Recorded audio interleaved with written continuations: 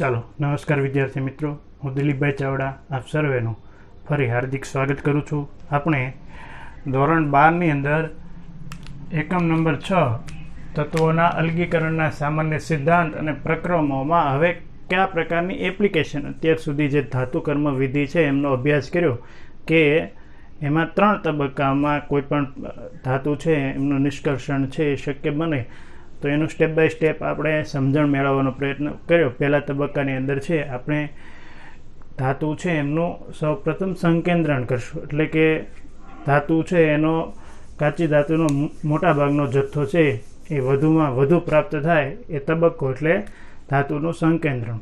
ત્યારબાદ સંકેન્દ્રિત ધાતુ છે એમને સંકેન્દ્રિત ધાતુમાંથી અપરિષ્કૃત ધાતુ છે એટલે કે અશુદ્ધ ધાતુ મેળવવાના બીજા તબક્કાની અંદરની પ્રક્રિયાઓ કઈ રીતે શક્ય હોય છે અને કઈ કઈ પ્રક્રિયાઓ એમાં છે એ ઉપયોગમાં લેવામાં આવે છે એમની વાત કરીએ આપણે. કેલ્સિનેશન છે, ભૂંજન છે, આ બધી પ્રક્રિયાઓ છે જેમાં સંકેન્દ્રિત કાચી ધાતુમાંથી અપરિષ્કૃત કાચી ધાતુ મેળવવા છે ની બધી પ્રોસેસ છે શક્ય બને છે. એમની સાથે સાથે બીજો તબક્કો સંકળાયેલો છે. જ્યારે અપરિષ્કૃત કાચી ધાતુ મેળવવાની થાય ત્યારે સીધું તે અપરિષ્કૃત ધાતુ સંકેન્દ્રિત કાચી ધાતુમાંથી મળતી હોતી નથી.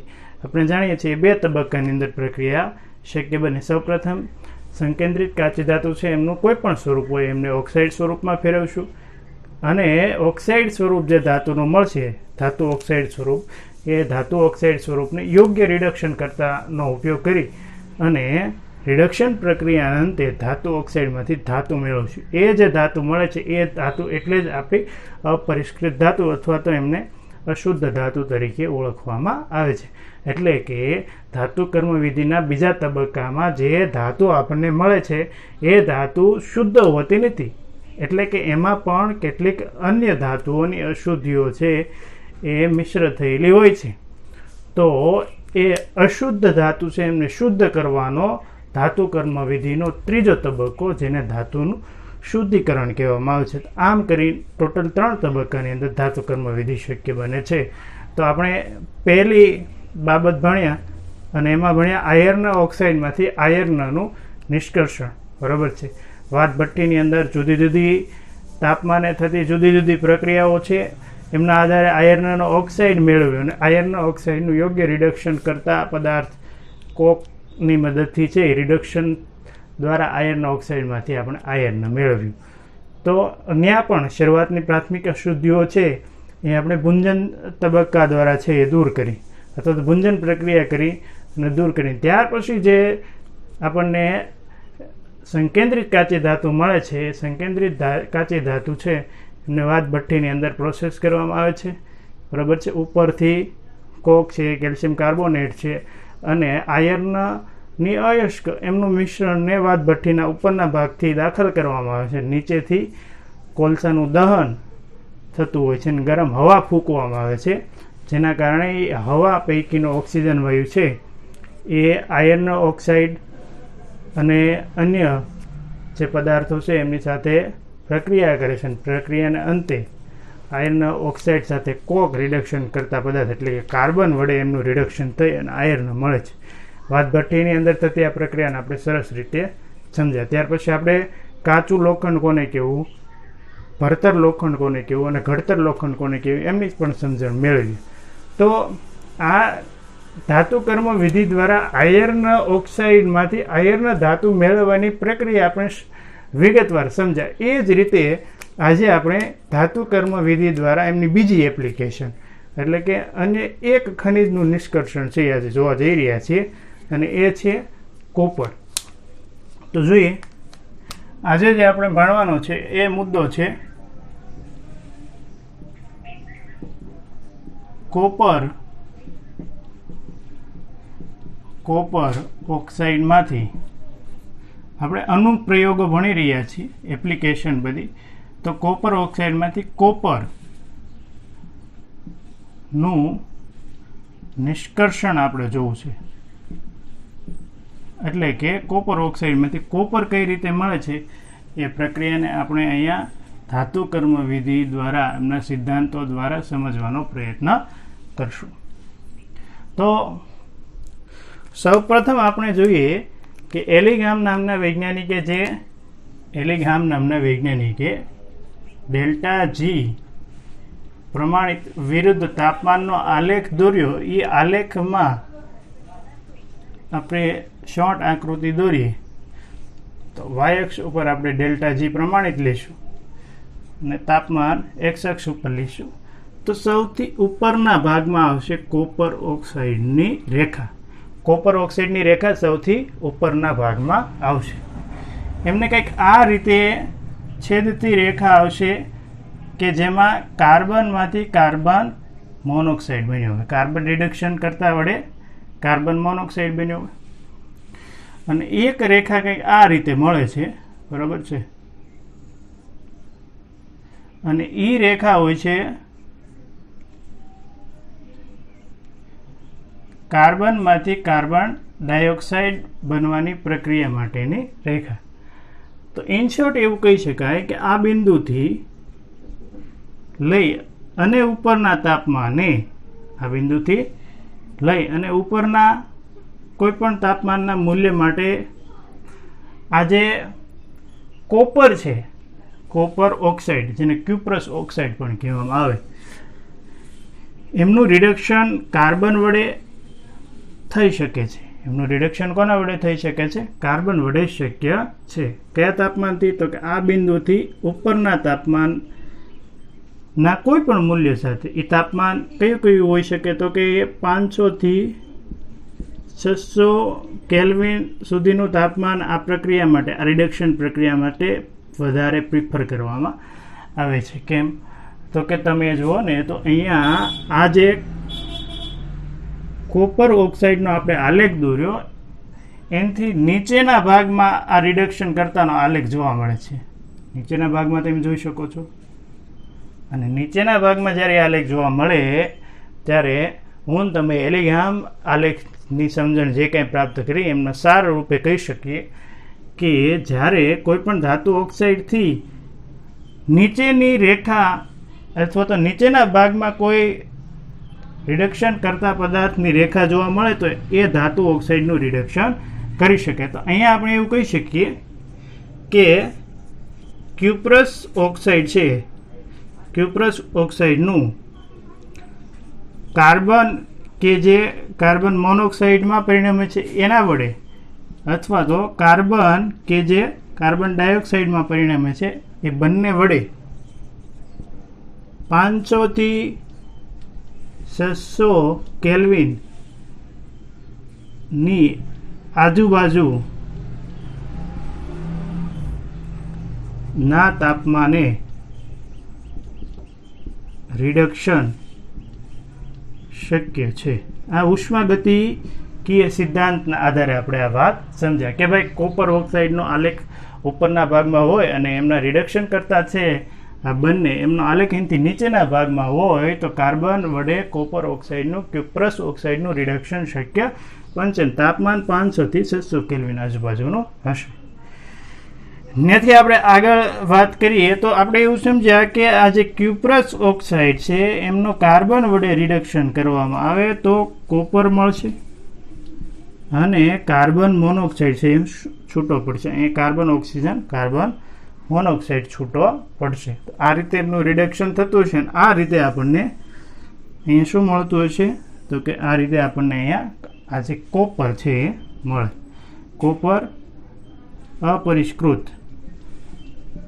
અપરિષ્કૃત કોપર પ્રાપ્ત થશે. ચાલો ત્યાંથી આગળના ભાગની વાત સમજવાનો પ્રયત્ન કરીએ આપણે.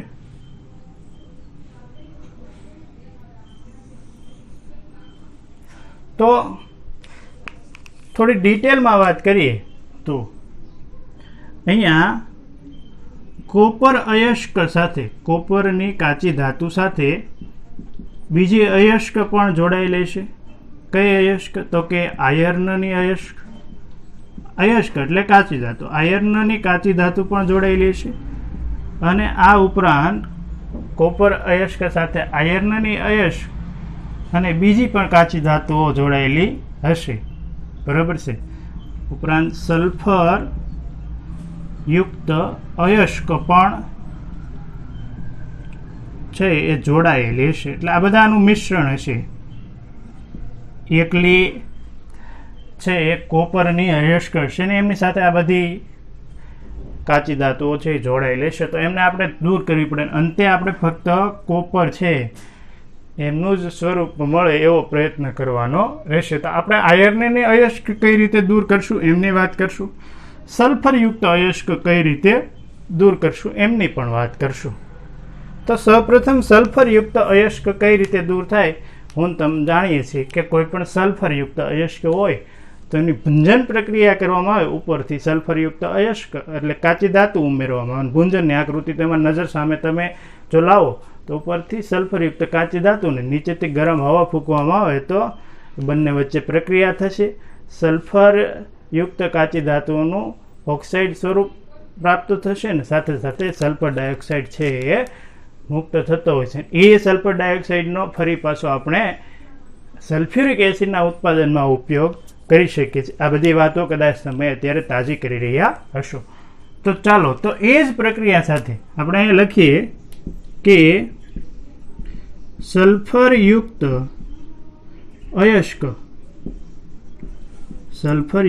અયસ્કને ભુંજન દ્વારા દૂર કરતા કઈ રીતે. માની લો કે ક્યુપ્રસ સલ્ફાઇડ બરાબર Cu2S હોય એમની ઓક્સિજન સાથે પ્રક્રિયા કરવામાં આવે. O2 સાથે Cu2Sની ઓક્સિજન સાથે પ્રક્રિયા કરવામાં આવે તો Cu2Sનું કેમાં રૂપાંતરણ થઈ જશે તો કે Cu2O એટલે કે ક્યુપ્રસ ઓક્સાઇડમાં. અને આ ઉપરાંત કયો વાયુ દૂર થશે તો કે સલ્ફર ડાયોક્સાઇડ SO2 દૂર થશે. પ્રક્રિયાને બેલેન્સ કરીએ તો અહીંયા 2 મોલ સલ્ફર ડાયોક્સાઇડ લઈ લઈએ તો ઓક્સિજન 4 ને 5 થશે. સલ્ફર 2 છે તો આને 2 વડે ગુણીએ તો કોપર 4 થશે. તો કોપર 4 નીપજ બાજુ પણ આપણે કરવા માટે ક્યુપ્રસ ઓક્સાઇડને 2 વડે ગણશું બરાબર. તો ઓક્સિજન આ બાજુ 2 અને 4 6 થશે. તો 6 ઓક્સિજનને બેલેન્સ કરવા માટે આપણે અહીંયા 3 વડે ગુણશું. તો આ પ્રક્રિયા બેલેન્સ છે. આ શા માટે કરવામાં આવ્યું તો કે સલ્ફાઇડયુક્ત ખનિજ છે ને એમનું ઓક્સાઇડ સ્વરૂપ પ્રાપ્ત કરવા માટે ભુંજન પ્રક્રિયા માટે ઓક્સિજન વાયુ સાથે પ્રક્રિયા કરવી પડે. તો અહીંયા તમે જુઓ તો કોપર સલ્ફાઇડ કેમાં ફરી ગયો કોપર ઓક્સાઇડમાં ક્યુપ્રસ ઓક્સાઇડમાં. એ ક્યુપ્રસ ઓક્સાઇડ છે એમને કોક વડે પ્રક્રિયા દ્વારા આપણે કોપર છે એ મેળવી શકીએ. તો એ વાત આપણે જોઈ. તો ક્યુપ્રસ સલ્ફાઇડ ક્યુપ્રસ ઓક્સાઇડમાં ફરી ગયો. એ ક્યુપ્રસ ઓક્સાઇડ છે એમની કોક સાથેની પ્રક્રિયાથી આપણે શું મેળવી શકીએ છીએ તો કે કોપર મેળવી શકીએ છીએ. આ પ્રક્રિયાને આની સાથે રિલેટ કરી શકાય બરાબર છે, જોડી શકાય. હવે આગળની ચર્ચાને આગળ વધારીએ તો આયર્ન યુક્ત ખનિજને દૂર કરવા આપણે શું કરશું તો કે માની લો કે આયર્નયુક્ત ખનિજ છે તે ભુંજન પ્રક્રિયામાં શું થશે એમનું તો કે ભુંજન પ્રક્રિયામાં એ સલ્ફાઇડયુક્ત ખનિજ ઓક્સાઇડમાં ફેરવાઈ જશે. એટલે ભુંજન પ્રક્રિયામાં આયર્ન ઓક્સાઇડ છે એ પ્રાપ્ત થશે. ક્યાંથી પ્રાપ્ત થશે તો કે ભુંજનથી. આ ભુંજનથી આપણને પ્રાપ્ત થયેલો હોય છે. ખરેખર હોય તો અહીંયા આયર્નની અયસ્ક હશે બરાબર છે. ભુંજન પ્રક્રિયામાં જો એ અન્ય સ્વરૂપમાં હશે તો એ કેવા સ્વરૂપમાં ફેરવાઈ જશે ઓક્સાઇડ સ્વરૂપમાં. એમની સાથે સિલિકા ઉમેરી દેવામાં આવે એટલે કે રેતી છે એમાં ઉમેરવામાં આવે. સિલિકા યાદ રાખશું, સિલિકા જેને આપણે રેતી પણ દેશી ભાષામાં કહીએ છીએ એ ઉમેરી દેવામાં આવે તો અહીંયા જે સંયોજન મળે છે એ છે FeSiO3. આમનું રાસાયણિક નામ છે આયર્ન સિલિકેટ. અને જેને આપણે વ્યાપક રીતે શું કહીએ છીએ સ્લેગ. અને સ્લેગ એ એવો પદાર્થ છે. શા માટે આયર્નયુક્ત ખનિજ હોય ત્યારે હંમેશા સિલિકા ઉમેરવામાં આવે છે તો કે આયર્ન ઓક્સાઇડની ખનિજ સિલિકા સાથે પ્રક્રિયા કરશે સિલિકા સાથે પ્રક્રિયાને અંતે આયર્ન સિલિકેટ બનાવશે, જેને આપણે સ્લેગ કહીએ છીએ. એ સ્લેગ છે એ ધાતુ મિશ્રણમાંથી, સ્લેગ છે એમના વિશે લખીએ તો સ્લેગને ધાતુ મિશ્રણમાંથી સહેલાઈથી અલગ કરી શકાય છે. એટલે જ્યારે એવો મોકો મળે કે આયર્ન ઓક્સાઇડ યુક્ત ખનિજ છે અને એમને આપણે પ્રક્રિયામાં આવશ્યક રીતે જોતી નથી, તો એમને સિલિકા ઉમેરી, રેતી ઉમેરી અને સ્લેગમાં પરિવર્તિત કરી નાખવાથી ધાતુ મિશ્રણમાંથી અદ્રાવ્ય સ્લેગ, સામાન્ય રીતે ધાતુ મિશ્રણ છે એમાં આ સ્લેગ છે એ અદ્રાવ્ય સ્વરૂપ પ્રાપ્ત કરશે અને એને પછી આપણે છે ગાળણ પ્રક્રિયા દ્વારા દૂર કરી શકીએ છીએ. તો સ્લેગને ધાતુ મિશ્રણમાંથી સહેલાઈથી દૂર કરી શકાય છે. તો અહીંયા આપણે વાત કરી કે ભાઈ આયર્ન અયસ્ક છે અને સલ્ફાઇડયુક્ત અયસ્ક છે એ બંને કોપર અયસ્ક સાથે, અહીંયા જે કોપર ઓક્સાઇડમાંથી કોપર મેળવવું છે તો એમની સાથે મિશ્ર થઈ ગયેલી છે. તો આ બંનેને પહેલાં દૂર કરવી પડે. તો સલ્ફાઇડયુક્ત અયસ્ક માટે શું કર્યું? પુંજન પ્રક્રિયામાં કોપર સલ્ફાઇડનું કોપર ઓક્સાઇડમાં રૂપાંતરણ કરી નાખ્યું. આયર્નયુક્ત ખનિજ હતી એમને દૂર કરવા માટે શું કર્યું? તો કે આયર્ન ઓક્સાઇડ છે એમાં સિલિકા રેતી ઉમેરી આયર્ન સિલિકેટ બનાવી નાખ્યું. આયર્ન સિલિકેટ છે એમને આપણે ધાતુ મિશ્રણમાંથી સહેલાઈથી દૂર કરી શકીએ છીએ. હવે નેથી આગળ વધીએ તો આ એક મહત્વની વાત અહીંયા થોડી શરૂ થાય છે કે અહીંયા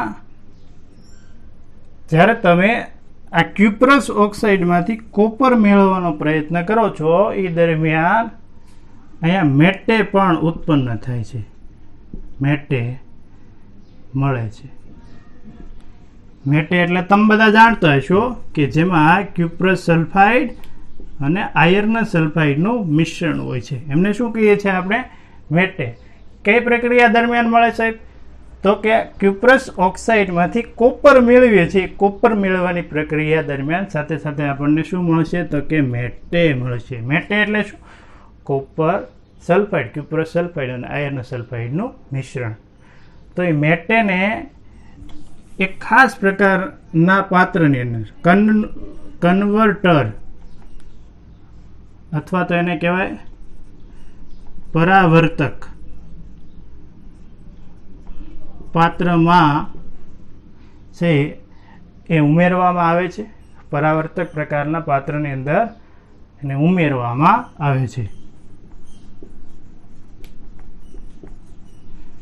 બરોબર છે. ત્યાં કઈ પ્રક્રિયા થતી હશે? જો હવે આ અલગ પ્રોસેસ શરૂ થઈ છે. ખાસ યાદ રાખજો, અહીંયા ક્યુપ્રસ ઓક્સાઇડમાંથી કોપર મળી ગયું, એમની સાથે એની બધી જે અયસ્ક હતી એમને આપણે અલગ અલગ સ્વરૂપમાં ફેરવી અને એને દૂર કરી નાખી. તો એક નવી પ્રક્રિયા અહીંથી શરૂ થાય છે. અને કઈ છે? તો કે આ પ્રક્રિયા દરમિયાન એક ગૌણ નિપજ તરીકે મેટે પણ મળે છે. તો એ મેટે પદાર્થ છે ક્યુપ્રસ સલ્ફાઇડ અને આયર્ન સલ્ફાઇડનું મિશ્રણ, એમની સાથે પણ એક અલગ પ્રક્રિયાના અંતે આપણે એમાંથી કોપર મેળવી શકીએ છીએ. બરોબર છે. તો કોપર મેળવવાની પ્રક્રિયા દરમિયાન મેટે મળે છે ને, મેટેમાંથી પણ કોપર મેળવી શકાય. અને કઈ રીતે? તો કે મેટેના બે સ્વરૂપ છે. એક તો છે ક્યુપ્રસ સલ્ફાઇડ અને એક આયર્ન સલ્ફાઇડ. બરાબર છે. હવે હું તમે બધા જાણીએ છીએ ક્યુપ્રસ સલ્ફાઇડ છે એમનું રિડક્શન કરવું તો મુશ્કેલ છે. તો શું કરશું? તો સમજી ગયા તમે. ક્યુપ્રસ સલ્ફાઇડનું પહેલાં ક્યુપ્રસ ઓક્સાઇડમાં શું કરવું પડે? પરિવર્તન કરવું પડે. તો એમની ઓક્સિજન વાયુ સાથે પ્રક્રિયા કરવામાં આવે. કોની સાથે પ્રક્રિયા કરવામાં આવે? ઓક્સિજન વાયુ સાથે. તો ક્યુપ્રસ સલ્ફાઇડ છે એ ક્યુપ્રસ ઓક્સાઇડમાં ફરી જશે. અહીંયા રહેલી કંઈક પ્રક્રિયા છે એ હું તમને કહેવા માગું છું. ક્યુપ્રસ સલ્ફાઇડની ક્યુપ્રસ ઓક્સાઇડમાં રૂપાંતરણ કરવું હોય તો શું કરવું પડે? ઓક્સિજન વાયુ સાથે પ્રક્રિયા. આ જ પ્રક્રિયા અહીંયા કરવી પડશે. બરાબર છે. તો તમે બધા જાણો છો આ પ્રક્રિયાને બેલેન્સ કરવી હોય, બરાબર છે, તો આમની સાથે શું દૂર થશે? તો કે SO2. બરાબર છે.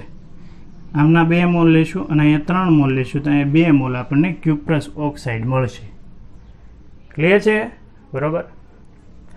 હવે આ જે ક્યુપ્રસ ઓક્સાઇડ મળ્યો છે, ક્યુપ્રસ ઓક્સાઇડ, એમાંથી આપણે શું મેળવવું છે તો કે કોપર. તો એ કોપર મેળવવું હોય તો અહીંયા બે વચ્ચે પ્રક્રિયા થશે. એક ક્યુપ્રસ ઓક્સાઇડ તો આપણી પાસે હતો જ તે, એ ક્યુપ્રસ ઓક્સાઇડ ફરી કોની સાથે પ્રક્રિયા કરશે? ક્યુપ્રસ સલ્ફાઇડ સાથે, Cu2S સાથે. કોની સાથે પ્રક્રિયા કરશે? તો અહીંયા ખાસ ધ્યાન રાખજો, અહીંયા જે ક્યુપ્રસ ઓક્સાઇડ મળ્યો એ ક્યુપ્રસ ઓક્સાઇડ ફરી ક્યુપ્રસ સલ્ફાઇડ સાથે પ્રક્રિયા કરશે. આ પ્રક્રિયા સ્વયં પ્રક્રિયા કહેવાય. કેવી કહેવાય છે? સ્વયં, અથવા તો સ્વયં ઓક્સિડેશન પ્રક્રિયા કહેવાય. કઈ પ્રક્રિયા કહેવાય છે? સ્વયં ઓક્સિડેશન પ્રક્રિયા. ચાલો, તો આ પ્રક્રિયાના અંતે એક કોપર મળશે અને બીજું છે ને એ સલ્ફર ડાયોક્સાઇડ દૂર થશે. શું થશે? કોપર મળશે અને સલ્ફર ડાયોક્સાઇડ દૂર થશે. પ્રક્રિયાને બેલેન્સ કરીએ તો માની લો કે અહીંયા 2 મોલ ક્યુપ્રસ ઓક્સાઇડ હોય, બરાબર છે, તો ટોટલ 4 કોપર પરમાણુ અને 2 કોપર, એટલે 6 કોપર પરમાણુ, 2 ઓક્સિજન અને 1 સલ્ફર, તો સલ્ફર ડાયોક્સાઇડ. આ કોપર છે ને, આ કોપર એ કોપરની કાચી ધાતુ સ્વરૂપે આપણને મળ્યું, પણ એમની સાથે સલ્ફર ડાયોક્સાઇડ પણ ઉત્પન્ન થયું. અને સલ્ફર ડાયોક્સાઇડ તમને ખ્યાલ છે વાયુ સ્વરૂપે હોય. પ્રક્રિયા મિશ્રણમાં આ જે દ્રવ મળે છે, એટલે કે પીગલિત અવસ્થામાં કોપર, એમાંથી સલ્ફર ડાયોક્સાઇડના પરપોટા ઉત્પન્ન થવાને કારણે આ જે કોપર છે ને એમાં ફોલ્લા વળી જાય છે. તમે ફોલ્લા શબ્દથી થોડા પરિચિત છો, કારણ કે આમ દેશી શબ્દ સાથે સુસંગત શબ્દ છે, ફોલ્લા વળી જાય છે. એટલે આ કોપરને એક સ્પેશિયલ નામ આપવામાં આવે છે. આ કોપરને આપણે કહીશું ફોલ્લા વાળું કોપર.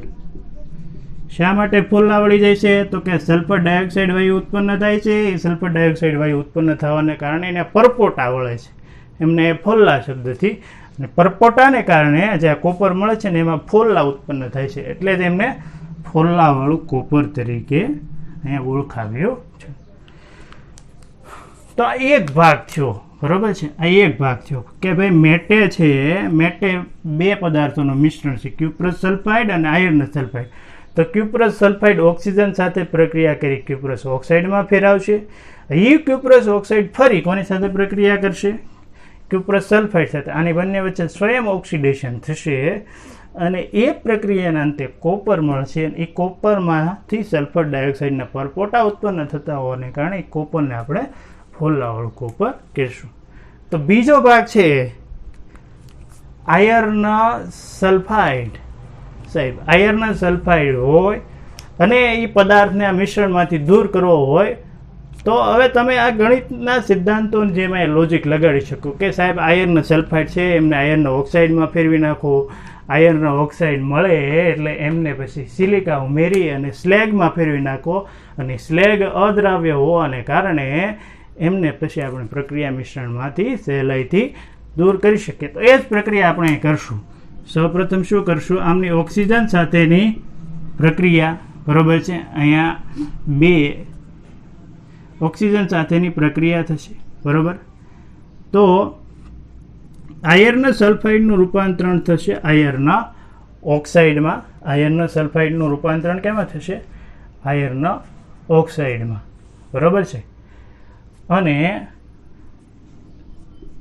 અહીંયા SO2 દૂર થશે, SO2. પ્રક્રિયાને બેલેન્સ કરવાનો પ્રયત્ન કરીએ તો અહીં ઓક્સિજન એ 2 વડે ગુણીએ, માની લો કે આને 2 વડે ગુણીએ, બરાબર છે. તો અહીંયા 4 ને 5, આમને 2 વડે ગુણશો તો 2 4 6 ઓક્સિજન થશે. 6 ઓક્સિજન માટે આને 3 વડે ગુણશું. અહીંયા આયર્નની સંખ્યા 2 અને સલ્ફરની સંખ્યા 2, તો આમને 2 વડે ગુણશું તો પ્રક્રિયા બેલેન્સ થશે. આ જે આયર્ન ઓક્સાઇડ મળે છે, બરાબર છે, અહીંયા જે આયર્ન ઓક્સાઇડ મળ્યો એ આયર્ન ઓક્સાઇડની આપણે સિલિકા SiO2 રેતી સાથે પ્રક્રિયા કરશો તો એમનું રૂપાંતરણ થઈ જશે FeSiO3, જેને આપણે કહીએ છીએ સ્લેગ. અને આ સ્લેગ મળશે એમને આપણે પ્રક્રિયા મિશ્રણમાંથી સરળતાથી દૂર કરી શકાય. ચાલો તો એકવાર ફરી આ પ્રશ્નનું આપણે રિવિઝન કરી લઈએ અને ત્યારબાદ છે એ આગળ ટોપિકમાં આગળ વાત કરીએ. સૌપ્રથમ આપણે આ ધાતુ કર્મ વિધિના અનુપ્રયોગો ભણતા હતા. એમાં પહેલો જે એમની એપ્લિકેશન છે એ આપણે આયર્ન ઓક્સાઇડમાંથી આયર્ન મેળવ્યું. આજે જે ભણીએ છીએ એ કોપર ઓક્સાઇડમાંથી કોપરનું નિષ્કર્ષણ એટલે કે મેળવવું, કઈ રીતે મેળવી શકાય એમની વાત કરીએ તો સૌપ્રથમ તો આપણે એ સમજ્યા કે ક્યુપ્રસ ઓક્સાઇડ જે કોપરનું ઓક્સાઇડ સ્વરૂપ છે એમનું રિડક્શન કોના વડે શક્ય બની શકે, તો એ એલિગામ આકૃતિ દ્વારા સમજ્યા. એલિગામ આકૃતિ દ્વારા આ સમજ્યા કે ભાઈ આ કોપર ઓક્સાઇડ તો સૌથી ઉપર આવે છે. તમે એલિગામ આકૃતિમાં જો સૌથી ઉપરના ભાગમાં હશે તો એમનું રિડક્શન કરતાં તો અહીંયા તમે જોઈ શકો નીચેના ભાગમાં બે રેખાઓ જોવા મળે છે. કાર્બન કે જે કાર્બન ડાયોક્સાઇડમાં પરિણમતી હોય અને કાર્બન કે જે કાર્બન મોનોક્સાઇડમાં પરિણમતી. એ બંને રેખા પછી કોપરની રેખાથી કોપર ઓક્સાઇડની રેખાથી નીચેના ભાગમાં છે. તો અહીંયા 500 થી 600 કેલ્વિન તાપમાને કોપર ઓક્સાઇડનું કાર્બન વડે રિડક્શન થશે અને કોપરમાં ફેરવાઈ જશે. એ કોપર છે એ કેવી છે તો કે અપરિષ્કૃત કરતાં અશુદ્ધ ધાતુ છે. એમનું હજી શુદ્ધિકરણ કરવાનું બાકી છે. અંતિમ તબક્કામાં આપણે એનું શુદ્ધિકરણ છે એ કરતા હોય છે. અહીંયા ટેક્સ્ટબુકની અંદર છે એ શુદ્ધિકરણનો તબક્કો છે એ અંત ભાગમાં આપ્યો છે. દરેક ધાતુનું શુદ્ધિકરણ કઈ રીતે થઈ શકે, વિદ્યુત રસાયણના સિદ્ધાંતો દ્વારા સામાન્ય રીતે શુદ્ધિકરણ કરવામાં આવે તો એમાં શુદ્ધિકરણની પ્રક્રિયા છે 100%ની નજીકની મળતી હોય છે. એટલે ખાસ એ પદ્ધતિ વધારે કારગર રહેતી હોય છે. એમની ચર્ચા આપણે જે તે સમયે ટોપિક આવશે ત્યારે કરશું.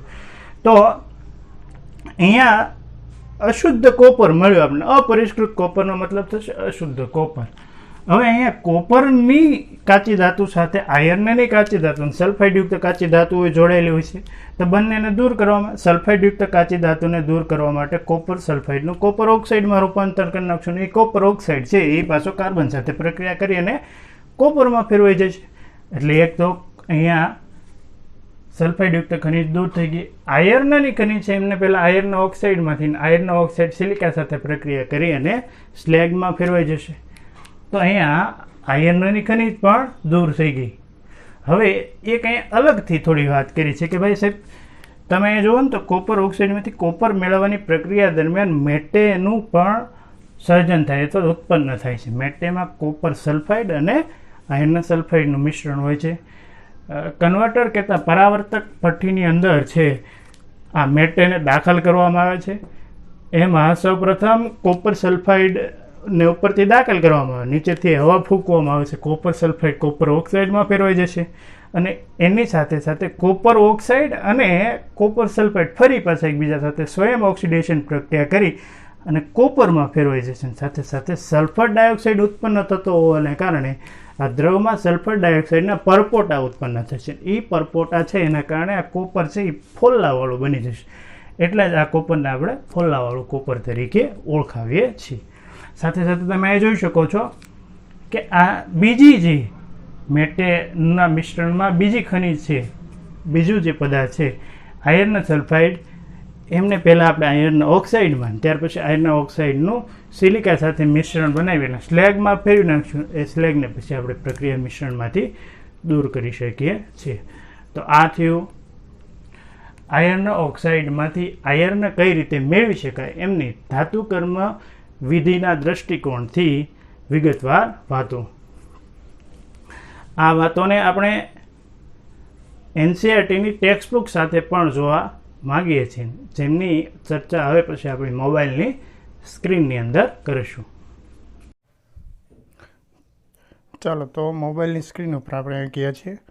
અહીંયા પ્રશ્નને ટેક્સ્ટબુક પ્રમાણે સમજવાનો પ્રયત્ન કરીએ. એપ્લિકેશન બીજી ક્યુપ્રસ ઓક્સાઇડ જેને કોપર 1 ઓક્સાઇડ IUPAC પ્રમાણે કહેવામાં આવે છે, એમાંથી કોપરનું નિષ્કર્ષણ આપણે કરી રહ્યા હતા. ઓક્સાઇડની બનાવટ અંગેનો ડેલ્ટા G પ્રમાણિત વિરુદ્ધ તાપમાનનો આલેખ જે એલિગામ આકૃતિમાં દર્શાવેલો છે એમની વાત કરવામાં આવી છે. એમાં કોપર ઓક્સાઇડ રેખા લગભગ ઉપર એટલે કે ઊંચે હોય છે. આથી કોપરની ઓક્સાઇડ અયસ્કને કોક સાથે ગરમ કરતાં સીધું ધાતુમાં રિડક્શન સહેલાઈથી થાય, કારણ કે ધાતુ ઓક્સાઇડનો આલેખ રેખા ઉપરના તરફ હોય અને રિડક્શન કરતા પદાર્થ છે એમનો રેખા નીચેના તરફ હોય તો ધાતુ ઓક્સાઇડનું રિડક્શન કરતા વડે રિડક્શન સહેલાઈથી થઈ શકે.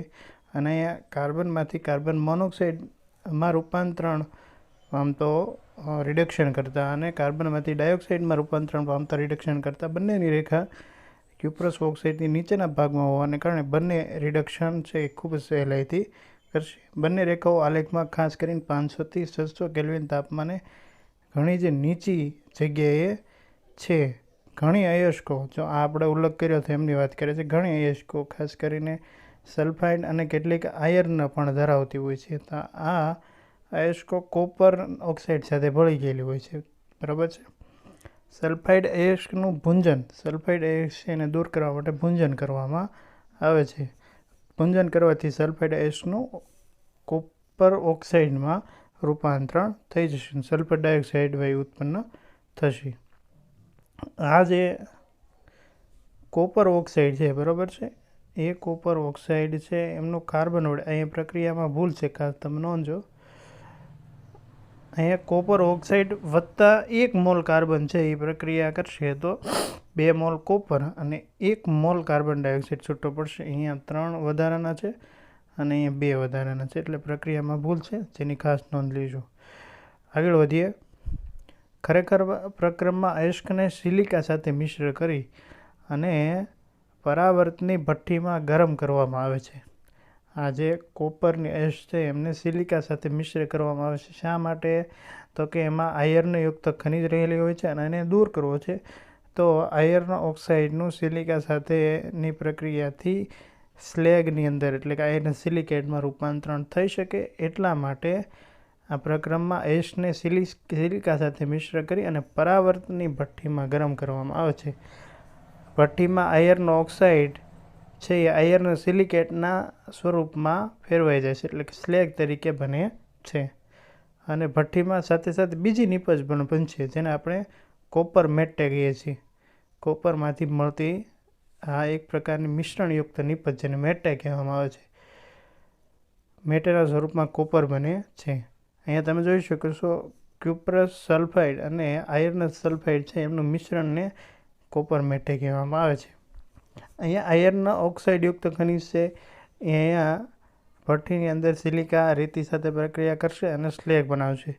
ત્યારબાદ કોપર મેટેને સિલિકાના પડવાળા, એટલે કે રેતીનું પડવાળું છે એક પરાવર્તક કન્વર્ટર એમાં લેવામાં આવે છે. હવે પછીનું મેટે સ્વરૂપનું મિશ્રણ છે એને એક પરાવર્તક ભઠ્ઠીની અંદર લેવામાં આવે છે, જેમાં સિલિકાનું પડ છે એ દિવાલ ઉપર લગાવેલું હોય છે.